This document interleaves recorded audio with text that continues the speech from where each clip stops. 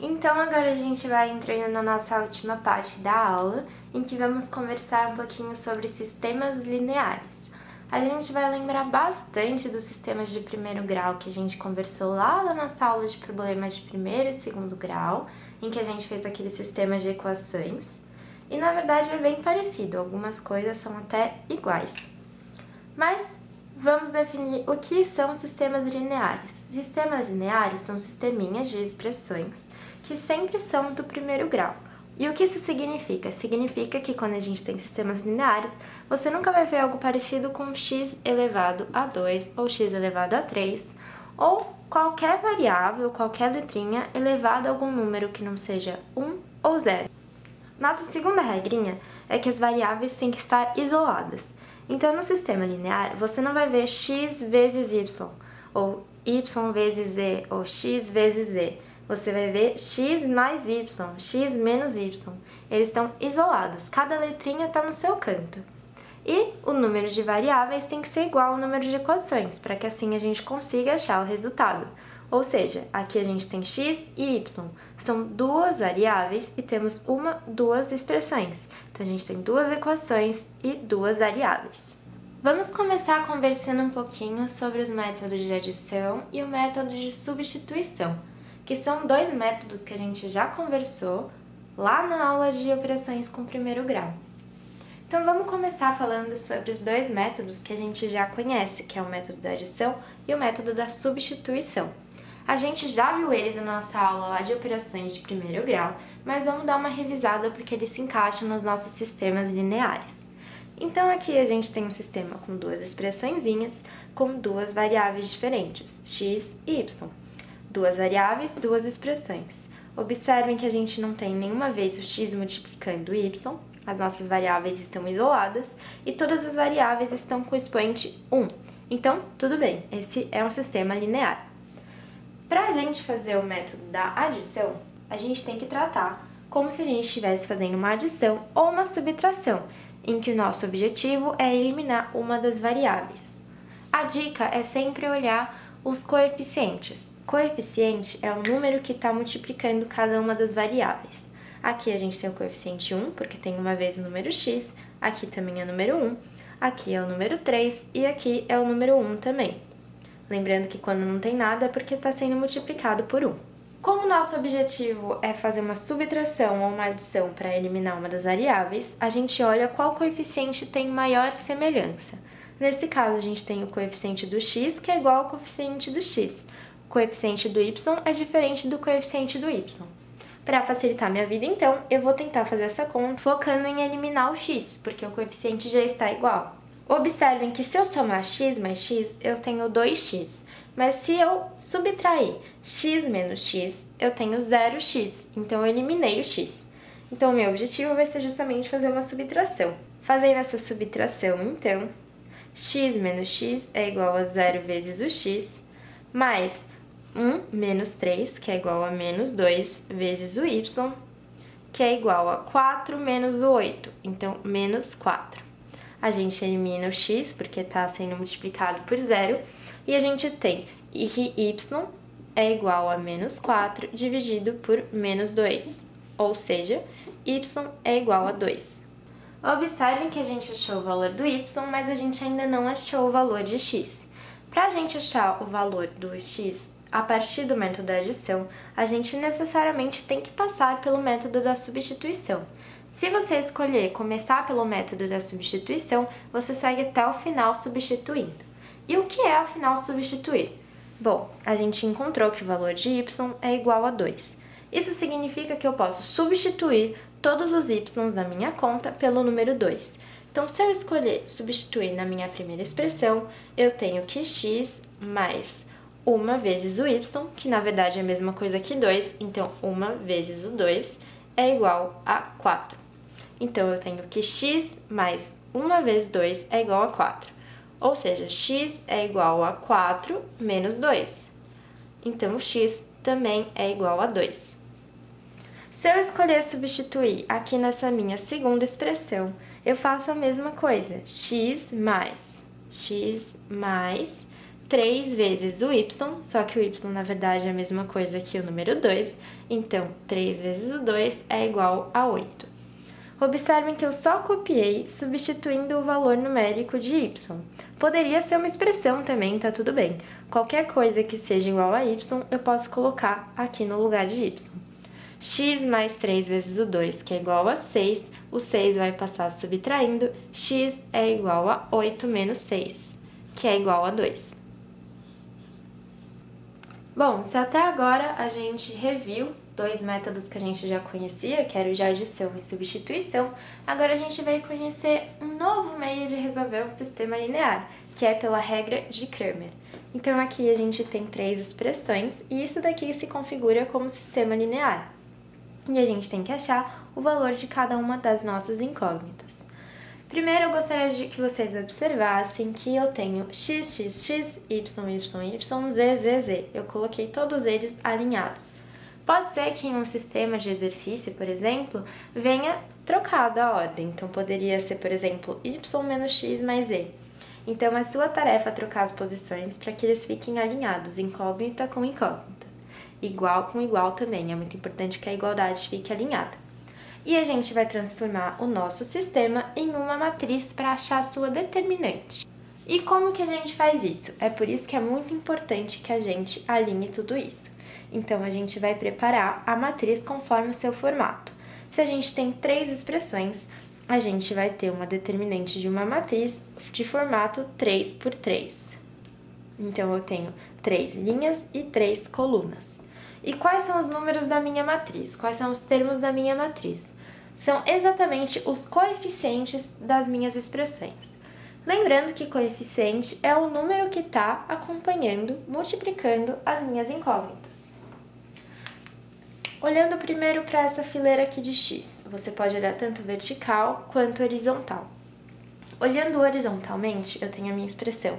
Aqui eu tenho o x sendo multiplicado por 1, o y sendo multiplicado por menos 1 e o z sendo multiplicado por menos 2. Então, eu vou colocar os coeficientes aqui embaixo, 1, menos 1 e menos 2. Olhando agora para a nossa segunda expressão, eu tenho o x sendo multiplicado por menos 1, o y por mais 1 e o z por mais 1 também. Então, eu vou colocar menos 1, 1 e 1. Agora, chegando na nossa terceira e última expressão, eu tenho o x com coeficiente 1, o y com coeficiente menos 2 e o z com coeficiente mais 1. Então, eu vou colocar aqui 1, menos 2 e 1. Então, observem que eu só baixei os coeficientes e transformei em uma matriz. Isso faz parte da regra de Cramer e é a nossa primeira etapa. Dessa maneira, a gente consegue calcular a determinante da nossa matriz formada a partir do sistema de equações. Nesse caso, a gente vai chamar de delta, que vai ser o determinante calculado. Então, o próximo passo seria calcular o delta da nossa equação, ou seja, a determinante dessa matriz. Então, vamos lembrar como se calcula uma determinante de ordem 3. A gente precisa copiar as duas primeiras colunas, então, 1, menos 1 e 1 de novo, menos 1, 1 e menos 2, menos 1, 1 e menos 2. O próximo passo seria achar a diagonal. A diagonal principal é essa daqui e as duas diagonais falsas, entre aspas, que seriam essa e essa daqui. Então, eu vou multiplicar 1 vezes 1, 1 vezes 1, 1 também. Menos 1 vezes 1, menos 1 vezes 1, menos 1. Menos 2 vezes menos 1, 2 vezes menos 2, menos 4. Então, a gente tem 1 menos 1, 0, menos 4, menos 4. Como é a nossa diagonal principal, a gente mantém um sinal, que no caso é menos. O próximo passo, então, seria calcular as multiplicações das nossas diagonais secundárias. A diagonal secundária original é esta daqui, e as duas falsas seriam essa daqui e essa daqui. Fazendo a multiplicação, 1 vezes 1, 1, vezes menos 2, menos 2. Menos 2 vezes 1, menos 2, vezes 1, menos 2, mais uma vez. 1 vezes menos 1, menos 1, vezes menos 1, 1. Então, aqui a gente tem menos 2, menos 4, mais 1 é igual a menos 3. Como a gente está fazendo a diagonal secundária, a gente precisa inverter o sinal, ou seja, menos 3 vira mais 3. Fazendo essa continha, a gente encontra que o nosso delta, então, menos 4 mais 3 é igual a menos 1. Tudo que a gente acabou de fazer é o que a gente já aprendeu, que é fazer a determinante de uma matriz de ordem 3. E é o que a gente fez aqui. A gente achou a determinante, que nesse caso a gente vai chamar de delta, que é menos 1. Então, eu vou deixar anotado aqui do lado para a gente não se esquecer. O nosso delta é igual a menos 1. Então, a gente achou o delta, que é a determinante da nossa matriz inteira, mas a gente precisa se lembrar que o objetivo do nosso exercício é encontrar o valor de x, y e z. Para isso, a gente precisa encontrar o que a gente vai chamar de delta x, delta y e delta z. Para a gente encontrar o delta x, y e z, eu vou utilizar essa matriz aqui. A gente vai continuar usando a matriz que a gente conseguiu formar a partir do nosso sistema de equações. Mas vai ter umas pequenas diferenças. Para eu encontrar primeiro o delta x, vamos por partes. Primeiro o x, depois o y, depois o z. A gente vai precisar substituir a fileira que corresponde a x. Como aqui a minha primeira fileira é a minha primeira coluna que corresponde a x, é essa minha primeira coluna que corresponde a x também. Percebam que são os coeficientes de x. Aqui eu tenho o coeficiente de x, aqui eu tenho os coeficientes de y e aqui eu tenho os coeficientes de z. Então, se eu quero achar primeiro delta x, eu vou substituir os valores que estavam aqui justamente por esses valores aqui, os valores da igualdade, ou seja, os números que não acompanham nenhuma incógnita. Então, a gente tem que seguir exatamente a mesma ordem. O 1 vem em cima, o 2 no meio e o menos 2 vem embaixo por último. O próximo passo seria calcular a determinante, assim como a gente fez com o delta geral. Então, a gente tem uma nova determinante e a gente precisa calcular. Como é uma determinante 3 por 3, a gente faz aquele esquema de copiar as duas colunas e a gente vai realizar a conta nas diagonais. A minha primeira diagonal principal é 1 vezes 1 vezes 1, então a gente tem 1. Menos 1, 1 e menos 2, menos 1 vezes 1, menos 1, vezes menos 2 é igual a 2, então mais 2. Menos 2 vezes 2 é igual a menos 4, vezes menos 2 é igual a mais 8. Como são as nossas diagonais principais, a gente mantém o sinal. Agora, diagonais secundárias. Menos 2, 1 e menos 2. Menos 2 vezes 1 é igual a menos 2, vezes menos 2 é igual a 4. Então, mais 4. Menos 2 vezes 1, menos 2, vezes 1, menos 2 também. 1 vezes 2 é igual a 2, vezes menos 1 é igual a menos 2. E aqui a gente inverte o sinal. 1 mais 2 mais 8 é igual a 11. 4 menos 2 é igual a 2, menos 2 é igual a 0. Então, a gente nem precisa inverter o sinal. Então, 11 mais 0 é igual a 11. O nosso delta x é igual a 11. Eu acabei errando a notação ali, eu esqueci de colocar o 1 da unidade, mas depois eu arrumei. Se para encontrar delta x a gente substituiu a coluna de x, para achar delta y, a gente vai substituir a coluna y, que é essa coluna aqui, a nossa coluna 2.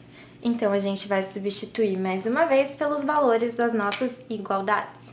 Da mesma forma que a gente acabou de fazer, a gente vai calcular a determinante disso daqui. Então, a gente vai copiar as duas primeiras fileiras aqui na direita, 1, 2 e menos 2. E a gente vai calcular a determinante. Então, a diagonal principal, 1 vezes 2 vezes 1 é igual a 2. 1 vezes 1, 1 vezes 1 mais 1. Menos 2 vezes menos 1 é igual a 2, vezes menos 2 é igual a menos 4. E a gente vai manter o sinal porque é a diagonal principal.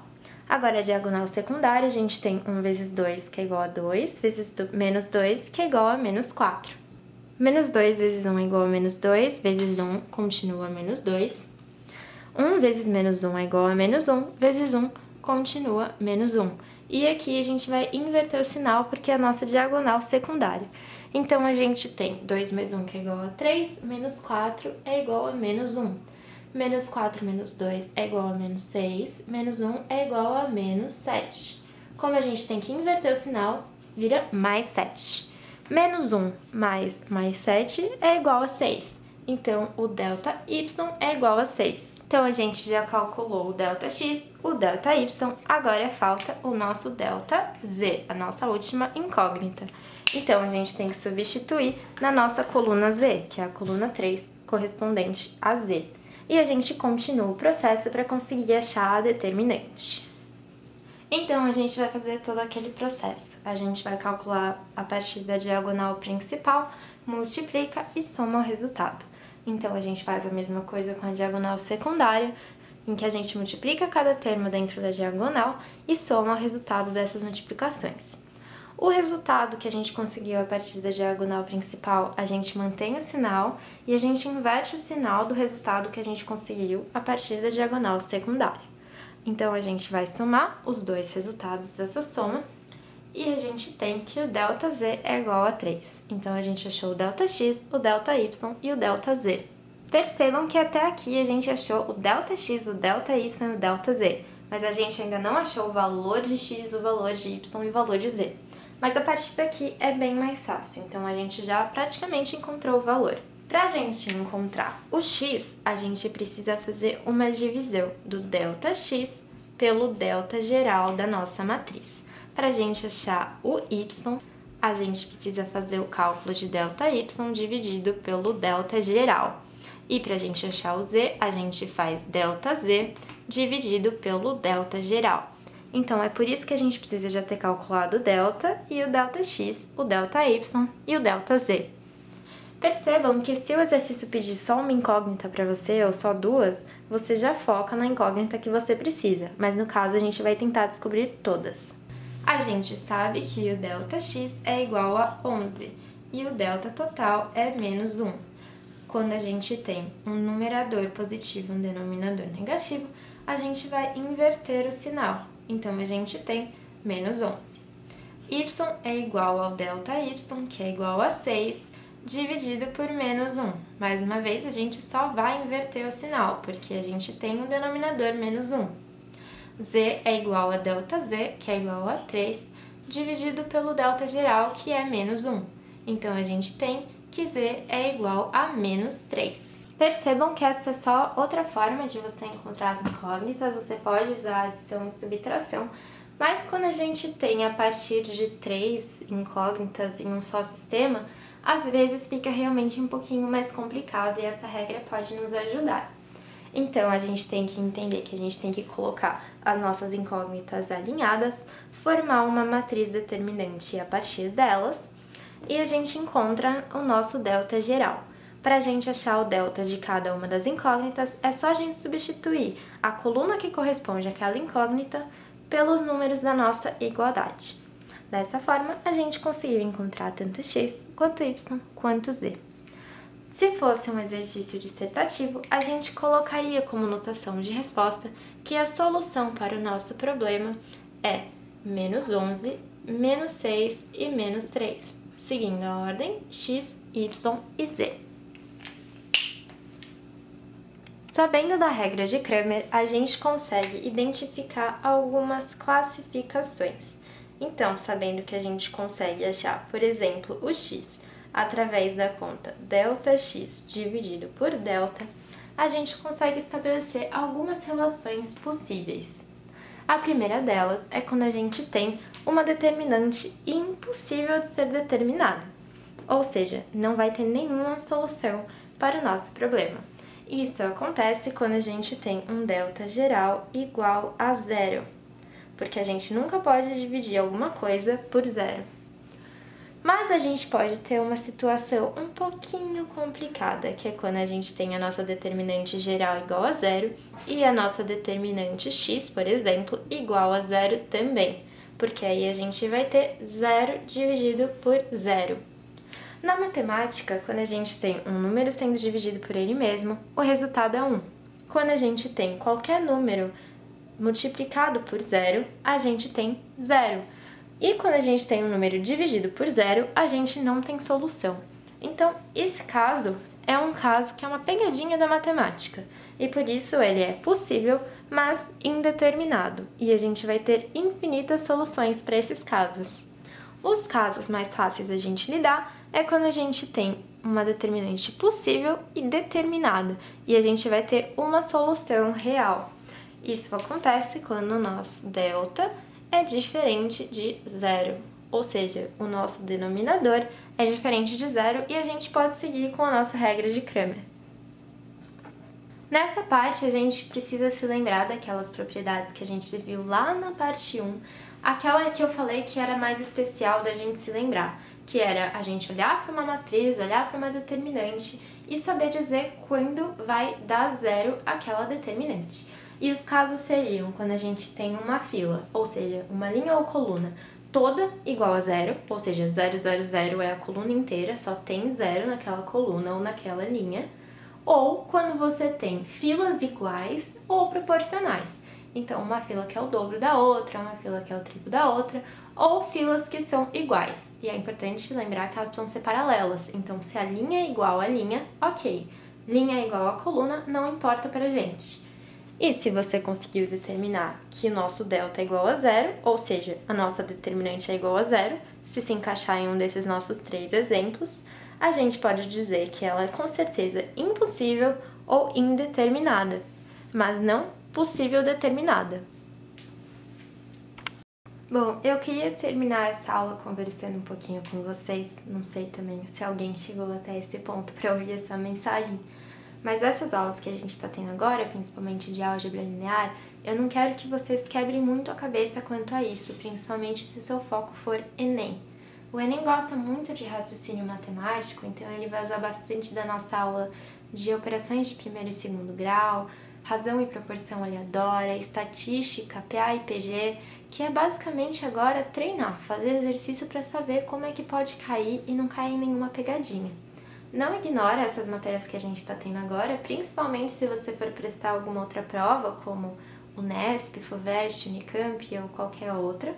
Mas se seu foco for Enem, dá uma olhadinha, faz os exercícios, eu vou colocar todos os exercícios que caíram no Enem sobre esse assunto nos últimos anos na nossa lista de exercícios de vestibular. Se sentindo perdido ou perdida, ou se acabou acumulando muita matéria, pode me chamar no WhatsApp que a gente ajuda a se organizar de um modo que você estude o que realmente importa para sua prova. Bom, gente, depois dessa aula, acho bom também dar uma meditadinha, fazer alguma coisa que você gosta, dar uma pausa para beber uma água, comer alguma coisa. E é isso.